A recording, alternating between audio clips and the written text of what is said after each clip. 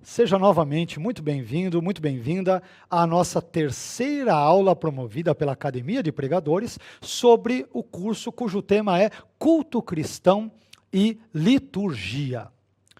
A partir de hoje, nós vamos falar nessa terceira aula, na terceira e quarta aulas, sobre o culto no Novo Testamento. Falamos nas duas primeiras aulas sobre o culto no Antigo Testamento, e se você eventualmente não assistiu essas duas primeiras aulas, eu te aconselho a fazê-lo, a fim de que você possa estar mais bem inteirado acerca dessas questões culticas, sobretudo pertencentes ao contexto veterotestamentário. E agora nós vamos falar nessa e na próxima aula sobre o culto no Novo Testamento.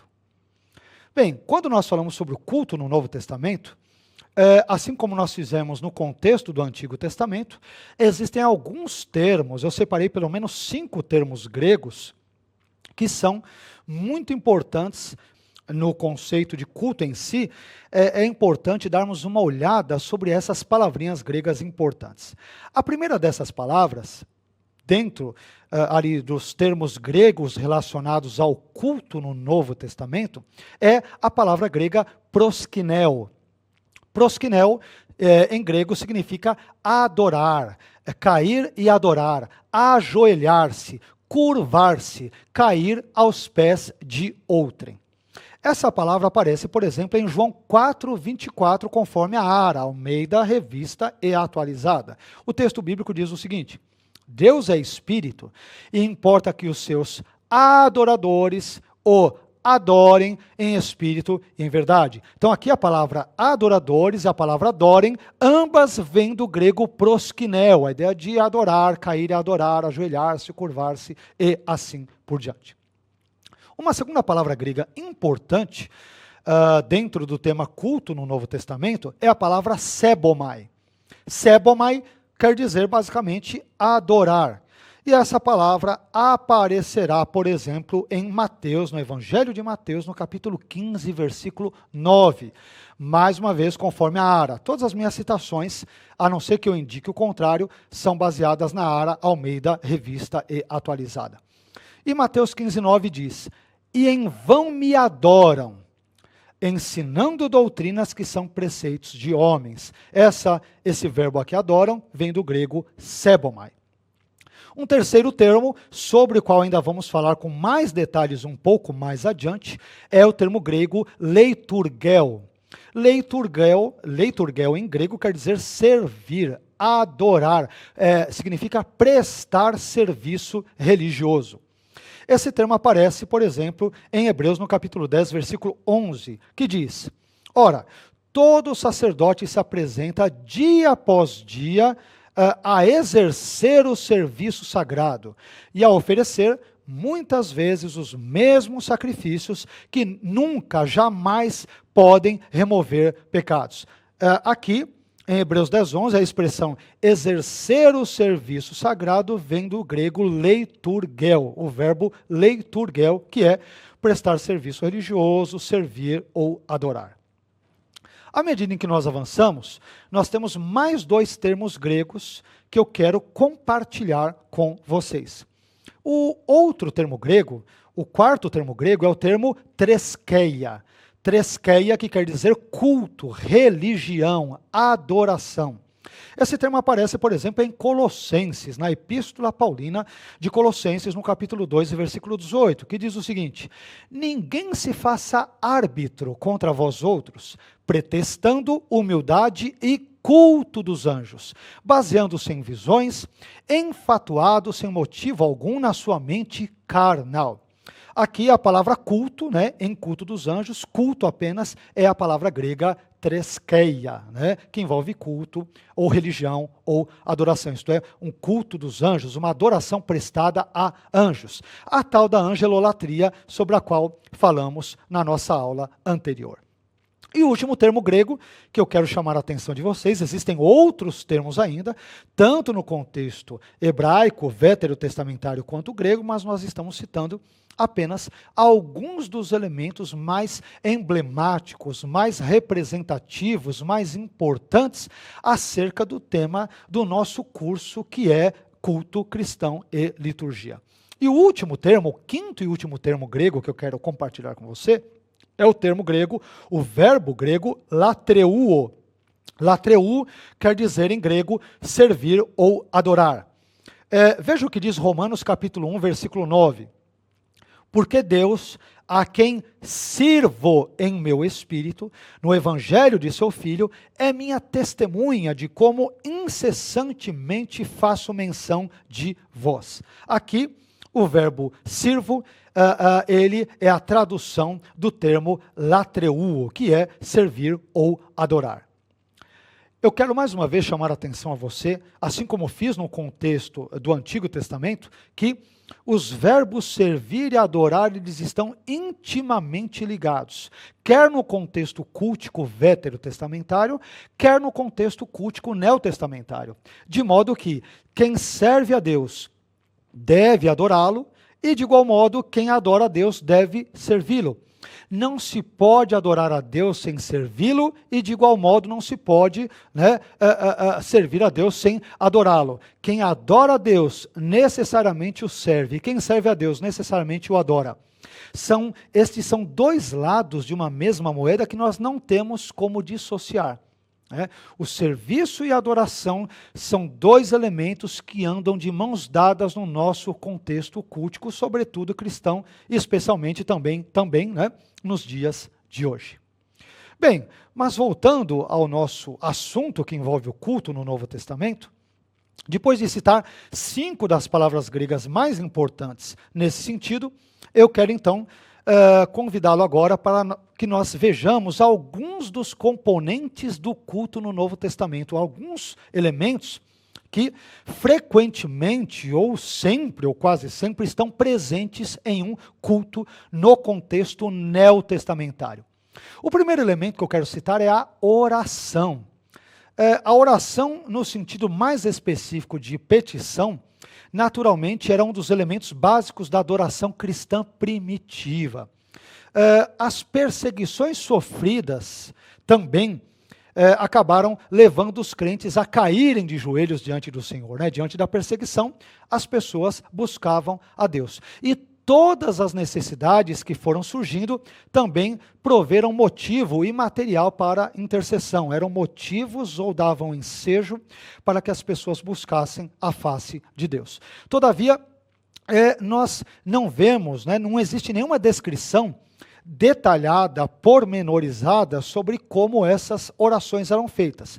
Talvez um líder orasse por todos, talvez indivíduos orassem por vez, talvez as pessoas orassem coletivamente, naquilo que hoje nós chamaríamos de um clamor comunitário, e assim por diante. Mas o que é surpreendente, e eu quero chamar a sua atenção para isso, o que eu acho surpreendente é que não existe qualquer menção da recitação da oração do Pai Nosso no Novo Testamento, o que parece indicar que os cristãos primitivos faziam orações espontâneas a Deus, em vez de usarem rezas decoradas, motivo pelo qual nós não encontramos ninguém, digamos que repetindo a oração do Pai Nosso no Novo Testamento, não é isso? Vemos apenas Jesus ensinando-a aos seus discípulos, mas não vemos nenhum discípulo, nenhum cristão, quer de origem judia, quer de origem gentílica, repetindo a oração do Pai Nosso no Novo Testamento, o que eu acho algo curioso, visto que foi o próprio Senhor Jesus que a ensinou. Bem, mas quando nós vamos para a didaquê, a palavra didaquê vem do grego didarré, que quer dizer instrução ou ensino. A didaquê era uma espécie de manual de catequese ou de instrução dos primeiros cristãos, documento este que possui 16 capítulos e cuja data de escrita, segundo os estudiosos ali, se dá mais ou menos entre meados ou final do primeiro século até mais ou menos meados do segundo século. E a didaquê, ou didaquê, esse documento extra-bíblico, que surge ou no final do período do Novo Testamento, ou no início ou meados do segundo século, o didaquê, ou a didaquê, é que vai trazer uma informação curiosa sobre a oração do Pai Nosso. A didaquê vai dizer que a oração do Pai Nosso deveria ser feita, ou deveria ser repetida 3 vezes ao dia. Olha só, informação esta que todavia está ausente nas páginas neotestamentárias, mas que esse importante documento da cristandade na sua antiguidade acaba nos dando essa preciosa e curiosa, por que não dizer, informação. Mas voltando ao nosso assunto sobre o culto no Novo Testamento, já que falamos sobre a oração, é importante vermos alguns textos bíblicos que falem sobre a oração. Por exemplo, Atos no capítulo 1 e nos versículos 13 e 14, diz que os apóstolos, juntamente com Maria, mãe de Jesus, e os seus irmãos, os irmãos de Jesus, perseveravam unanimemente em oração e súplicas. Então, esse é um ponto também igualmente importante, quer dizer, a mãe de Jesus e os seus irmãos ali, assim como os apóstolos, mesmo após a partida de Jesus, o fato dele ter sido ressuscitado e ter sido assunto aos céus, elevado aos céus, no seu contexto ali de elevação, nós vemos que a igreja está reunindo, orando. Aliás, é isso que nós também encontramos num dos textos mais importantes da igreja primitiva, que é o de Atos 2,42, que afirma que os primeiros cristãos perseveravam nas orações. De novo, o tema da oração, juntamente com o tema da perseverança. Eu aprendo com isso que a oração é algo acerca do qual os cristãos devem perseverar, eles devem insistir em orar diante de Deus. Aliás, o próximo texto que eu vou citar, mais uma vez bate nessa mesma tônica. Em Atos dos Apóstolos, ainda em Atos, no capítulo 6 e versículo 4, esse texto diz que os apóstolos declararam o seguinte: nós perseveraremos na oração e no ministério da palavra. Mais uma vez, a palavra perseverança, juntamente com o termo oração, aparecem juntas. Indo um pouco mais adiante, em Romanos, no capítulo 10, versículo 1, Paulo declara: irmãos, o bom desejo do meu coração e a oração a Deus por Israel é para a sua salvação. Então, Paulo manifesta o seu desejo, por meio da sua intercessão por Israel, ele manifesta o seu desejo de ver os seus compatriotas, os seus conterrâneos judeus serem salvos. E por fim, dentro do assunto sobre a oração, em Atos 12, versículo 4, nós encontramos 4 características de uma oração que obtém resultados. Vejamos o que diz o texto. Atos 12, 4. Pedro, pois, era guardado na prisão, mas a igreja fazia contínua oração por ele a Deus. Aqui nós encontramos essas 4 características de uma oração que obtém resultados. Primeiro, o texto diz que é uma oração comunitária. A igreja orava. Pedro era guardado na prisão, mas a igreja. Então, em primeiro lugar, a oração que obtém resultados é uma oração comunitária. É a igreja local, de joelhos dobrados, orando diante de Deus. A segunda característica desta oração é que é uma oração perseverante. O texto diz, de Atos 12, 4, que a igreja fazia contínua oração, é uma oração perseverante. Aliás, não nos esqueçamos que Paulo nos orienta, em 1 Tessalonicenses, a orarmos, sem cessar. Só que muitas vezes nós fazemos o contrário, nós cessamos sem orar, nós desistimos, nós entregamos os pontos, nós lançamos a toalha, e acabamos não orando. E a Bíblia nos orienta a perseverarmos na oração. Terceiro lugar, nós descobrimos que é uma oração intercessória. A igreja fazia a contínua oração por ele. Por ele quem? Por Pedro. Então, a oração que obtém resultados, de acordo com Atos 12, 4, também é uma oração intercessória. E por fim, em quarto e último lugar, é uma oração dirigida à pessoa certa. A Bíblia diz que a igreja fazia contínua oração por ele, isto é, Pedro, a Deus. Deus era o alvo, era o destinatário das orações da igreja primitiva. Bem, mas além da oração, nós temos um outro elemento importante presente também ali no culto do Novo Testamento. Que elemento é esse? É o louvor. O louvor, por sua vez, está intimamente ligado à oração. O louvor, ele é a confissão da natureza e das obras de Deus. Quando eu falo sobre a natureza de Deus, né, a natureza de Deus diz respeito ao que ele é, a sua essência, os seus atributos, as características divinas. Já quando falamos sobre as obras de Deus, estamos nos referindo àquilo que Deus faz. Ok? Então, o louvor é a confissão da natureza de Deus, aquilo que Deus é, e das obras de Deus, isto é, aquilo que Deus faz. E de fato, a oração na forma de ação de graças, por exemplo, ela é também louvor. E quase todas as orações registradas nas páginas do Novo Testamento contêm um elemento doxológico, né? O que é doxológico?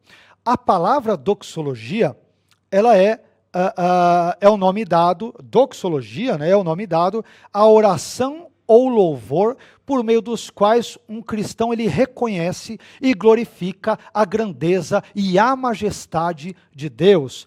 O fato de Deus ser todo-poderoso, ser longânimo, gracioso, misericordioso, onipresente, onipotente, onisciente, onibenevolente, onissapiente e assim sucessivamente.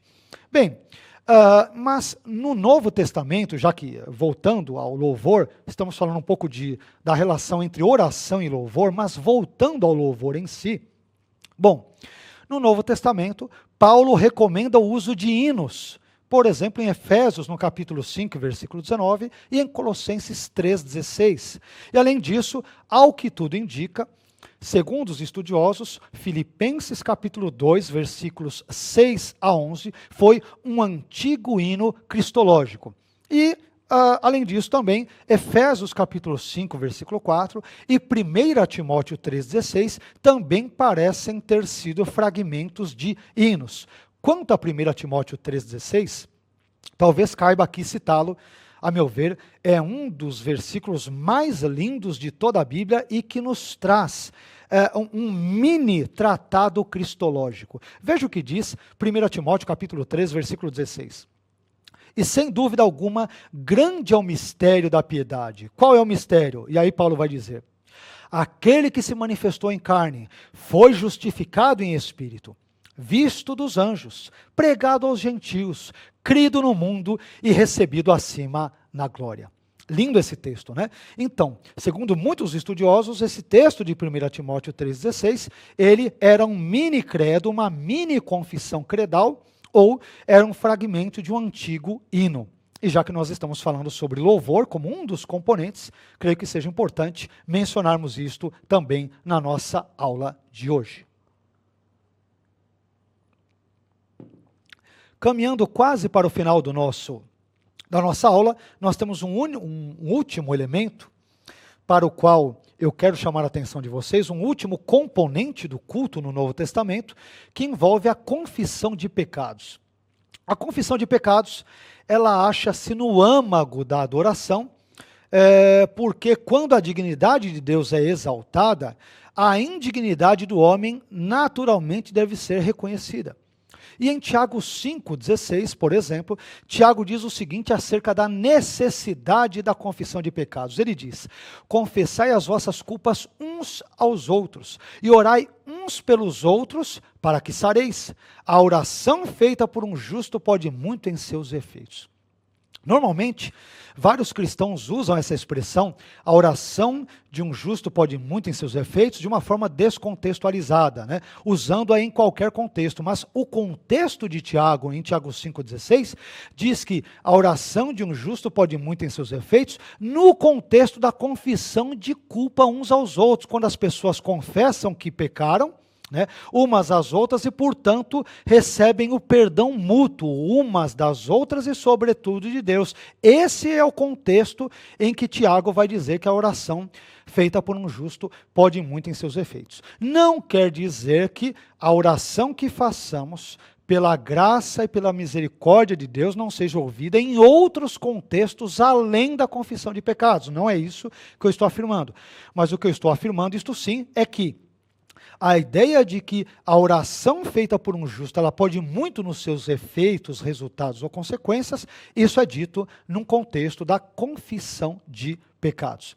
E por fim, um último texto igualmente relevante para nós é 1 João capítulo 1, versículo 9.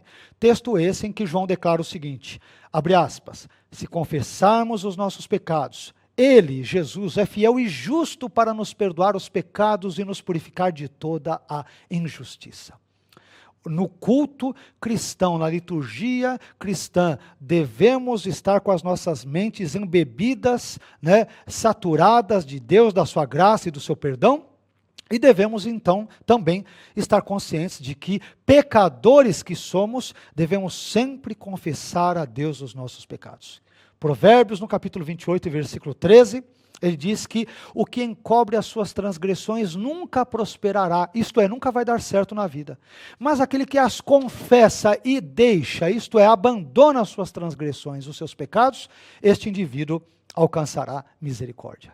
E é com essa misericórdia de Deus, com esse tema, com essa palavra maravilhosa, que eu quero me despedir de você dessa nossa terceira aula. Eu quero agradecer mais uma vez a sua presença, e quero já de antemão convidá-lo para a nossa quarta aula, para a próxima aula, onde falaremos mais uma vez, dando continuidade ao nosso estudo, falaremos ainda numa segunda parte sobre o tema do culto no Novo Testamento. Deus abençoe sua vida, sua família, seu ministério. Obrigado pela sua presença, ainda que virtual, a sua participação, ainda que virtual, aqui a Academia de Pregadores, e que nos encontremos, permitindo Deus, na próxima aula. Deus te abençoe. E até lá.